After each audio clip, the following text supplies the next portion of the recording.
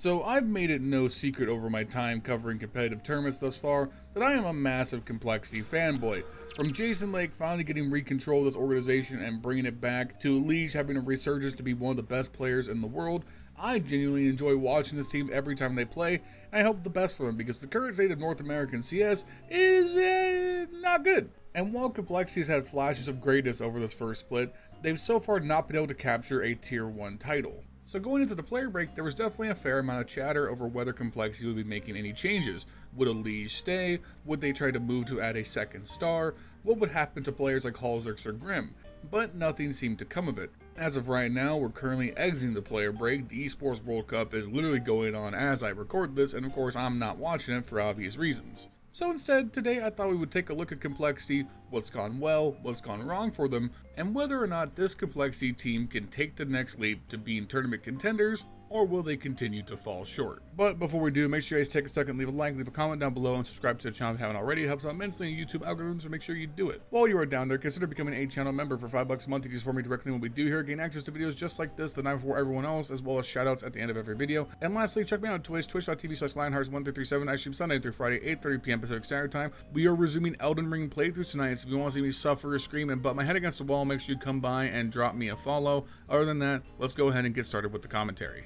Alright, let's get the obvious stuff out of the way right out the gate, and that's that Elige is definitely a piece to build around. He is a world-class player, a top 10 player for this year so far for me, a top 5 rifler in the world. He is by far one of the best superstar talents that NA has produced ever in any version of Counter-Strike, and has a good shot at going down as the best North American player of all time. So in terms of starting pieces, boom, job done, we've got that. Elige is great. Now we just need to build around him. And that's where the problems start, because Complexity must remain a North American organization, and that's for two reasons. One, Jason Lake is historically one of North America's greatest supporters, its greatest fans, and one of its greatest benefactors. It's very important to him on a certain level that Complexity remains a North American core, because that's his vision for Counter-Strike moving forward, and he's doing a lot, which maybe I'll make a separate video on this, to actually bring up and re-bolster the North American scene to produce more of the next generation of talent going forward. So Complexity has to be NA.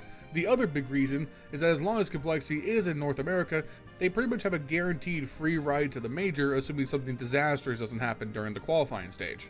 Even with all the problems that this team may suffer at times, they're still by far and away the best team in North America, a top 10 team in the world, so they will cruise through any North American competition and guarantee that spot in the major, and it's important to maintain that. The problem is maintaining that gets really difficult because North America is currently in a Counter-Strike crisis. It's definitely a tangent to get too far into it, so maybe I'll save it for another time, but it's pretty clear that since 2020, North American CS has been in a crisis. Not only were the pandemic years brutal, as we saw many top-tier NA organizations opt to either move to Europe to play with the best competition, or move away from Counter-Strike entirely, when the other problem arose, and that's Valorant. Valorant, for better or worse, even though it's not as good of a game in my opinion, obviously, did zap away a lot of North American talent that otherwise would be doing well in CS2. But it's not even just a crisis of star talent. Obviously missing out on players like Wardell and Tens is a big deal, but what North America has always struggled with, and has only gotten worse in the last few years, is the lack of dedicated oppers and especially support players. Really, when you look at the top tier talent that we could put onto a team like a Twist, Elige, NAF, those types of players, I mean, yeah, you only need like one or two of them to build a core around. It's the other pieces. The best opera North America has produced in the last 5 years has been Nitro, and behind him was Skadoodle. We haven't produced a top 10 opera in very many years. And when you consider who some of the strongest players are in the world today, not having a competent opera can be an absolute death sentence when you're going up against players like Munacy, Zywoo, Shiro, Brokey, Wonderful, those types of players. So all of that is to say that the Complexity roster right now is in a really weird spot. Let's look at the roster for a second. Elige, Grim, and Floppy give us our 3 North American players so that we stay in the North American region, and among those, Elige is our superstar player, Grim is arguably the second best player on this team and has flashes of brilliance himself, and Floppy tends to play the support roles. So now you have 2 international slots to fill. JT is our in-game leader. North America also has a problem with producing Tier 1 IGL, so you need an international IGL who's better than JT, which I think is going to be very hard to find at the current market. And then LionHeartZ on the up, and LionHeartZ isn't bad. He's probably a top 15, top 20 opera in the world, but the problem is he's inconsistent himself, and even at his peak, he's not as great as some of the top 5 best opping talents in the world. So what are you going to do? You need to find an opping talent that's worth the risk and is better than LionHeartZ and is also a free agent. Name those players. I can't really think of any. You need an in-game leader that's 100% better than JT on the market and is available. Can you name those players? I really can't. You want to replace Grim or Floppy and keep Elige. Well, now you need to find a North American player that is worth their slots. Twist, Nafly, they're unavailable. Name me a North American player right now who is better than Grim and isn't Twist or Nafly and is also available and ready to sign. Again, the names tend to fall a little bit flat. So it's really, really weird because Complexity, they are a great lineup, a good enough lineup to be top 10 in the world, but it feels like they're a little bit at their ceiling. It's hard to see how they get better from here without individuals taking a noticeable leap in their form. Grim becoming more consistent and even getting up his fragging production a little bit to more match Elige. LionHeartZ evening out some of the kinks in his game and being a more reliable opper. But is that going to happen in such a short time?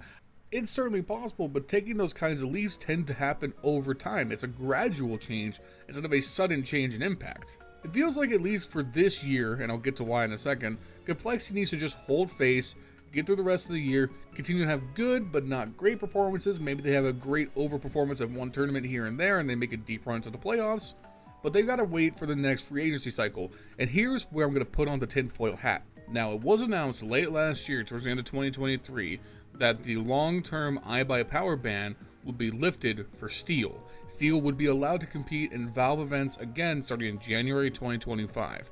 It has not been announced since then, as far as I can tell, that the ban will be lifted for other players, but the speculation lately has been that Brax might be able to make a comeback as well. If you know anything about the NA scene, Swag is our what if. He was on track to be an international superstar, and who knows what the trajectory of North American Counter-Strike looks like if we rewind time and the match fixing never happens. Obviously, we can't do that. What happened has happened, and Brax has been left out of a decade of Counter-Strike, even at one point making the jump to Valorant as well. But he's back to playing Counter-Strike on stream again, now he's no longer tied to a Valorant contract, and recently he made an appearance in a show match at IEM Dallas. I think with Brax making more and more public appearances playing the game, I think there's a strong chance that he will also be receiving the unbanned treatment come 2025. Now, on the face of it, Complexity pursuing a player who has not played professionally for a decade sounds daunting, but keep in mind that Brax was only 17 when he received the ban.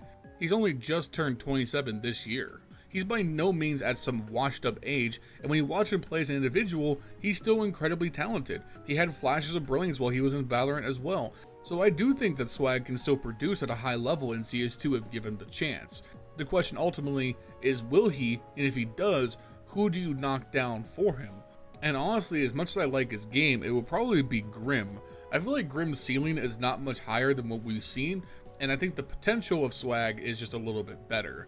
Overall, obviously, this is a huge bit of speculation. We don't even know if Swag is going to get unbanned, and if he doesn't, Steel coming back into the mix still could be a plus for Complexity, as I think Steel could slot in as one of the best coaches in the world right away. He's one of the best minds that Counter-Strike has ever produced, and it's a huge injustice that he's been kept away from the Tier 1 for so long. If you've ever seen him on a desk doing analyst work or any of his YouTube content, you know that Steel is legit. And I really do think he could pilot any team he wants the moment he gets unbanned. But anyways, to summarize my thoughts and close out this video, I think Complexity are in a weird spot. I think they will still end the year as a top 10 team. They will have occasional great runs in tournaments. I think Elige will maintain his form and be one of the best players in the world, but they are still going to be one of the most confusing lineups to watch, as they will be game to game, series to series the entire time. I think they are in the unfortunate position of having to make a change to really progress the team further, but not having any realistic moves to make, at least until the next offseason arrives, and even then it's still going to be a complicated road forward. I do think Complexity will continue to build and host great teams going into the future as long as Elige stays with them. And I do think the future is bright for North American Counter-Strike going forward, whether that's bringing in some of the old guard who have been held away for far too long, or fresh talent brought through efforts like the NA Revival Cup. We'll just have to wait and see. As of right now, Complexity lead the way as the best North American team, and I hope they do well going into the second half of 2024.